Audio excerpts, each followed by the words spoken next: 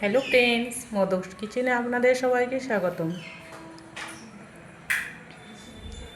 তো আজকে আমি বানিয়ে দেখাবো এরকম একটা সুন্দর পিঠের রেসিপি।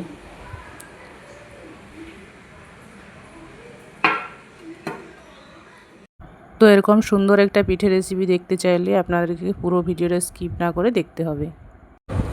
তো তার জন্য আমি এখানে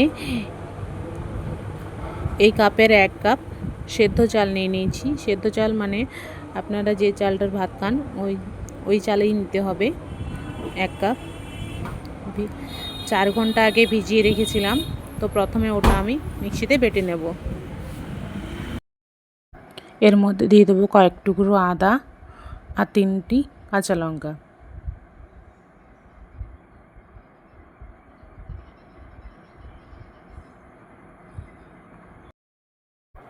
সামান্য একটু জল দিয়ে এটা বেটে নেব।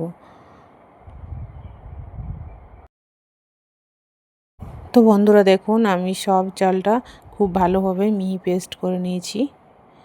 এবার এটা খুব ভালোভাবে ফেটিয়ে নেব। যত সুন্দর ফেটাবেন তত পিঠেগুলো ফুলবে এবং খুব ভালো হবে। এর মধ্যে আমি 2 চামচ গুড় দিয়েছি। গুড়টা ভালোভাবে গলিয়ে নেব, দিয়ে ওটার সাথে মিশিয়ে দেবো। তো বন্ধুরা দেখুন, গুড়টা ভালোভাবে ফুটে গেছে। এবার গ্যাসের ফ্লেমটা অফ করে দেবো। গুড়টা রেডি হয়ে গেছে। এবার এটা মিশিয়ে নেব। গুড়টা দিয়ে খুব ভালোভাবে মিশিয়ে নেব। এর মধ্যে দিয়ে দেবো পরিমাণ মতো লবণ, সামান্য পরিমাণে, আর একটু মৌরি দিয়ে দেবো। দিয়ে খুব ভালোভাবে মিশিয়ে নেব। এর মধ্যে আমি আরও একটু সামান্য জল মিশিয়ে ব্যাটারটি ঠিক এরকম থিকনেসটা করে নিয়েছি। এই যে এরকম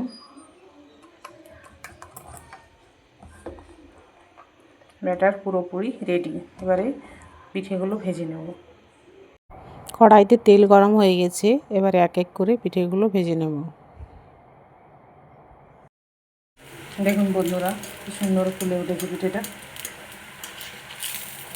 খেতেও কিন্তু খুব টেস্টি হয়। আপনারা যদি ভিডিওটা দেখে থাকেন অবশ্যই একবার বানিয়ে দেখবেন। হয়ে গেছে, তুলে নেব।